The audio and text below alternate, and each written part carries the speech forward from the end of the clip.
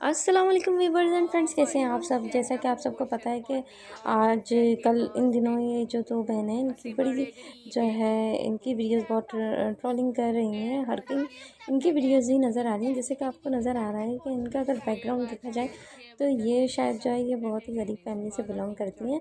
تو میرا خیال ہے کہ ان کو شاید جو ہے تعلیم بھی نہیں ملی، اور آپ لوگوں کو بھی بخوبی اندازہ ہو گیا ہوگا ان کا بیک گراؤنڈ دیکھ کے کہ یہ بہت ہی غریب ہیں اور صرف پیسوں کے لیے جو ہے چند پیسے کمانے کے لیے شاید ان لوگوں نے بلاگنگ وغیرہ اور ٹک ٹاک وغیرہ کے اکاؤنٹس بنائے ہیں. لیکن بس بہت ہی بے شرمی کی بات یہ ہے کہ جب آپ کے والد حالت نظر میں تھے، بقول ان کے کہ ان کا کہنا یہی ہے کہ پہلے بھی ان کے والد کئی بار بیمار ہو چکے ہیں اور ہاسپٹل لے کر گئی ہیں اور پھر وہ ٹھیک ہو گئے تھے. انہیں اندازہ نہیں تھا کہ ان کے والد کی ڈیتھ ہو جائے گی.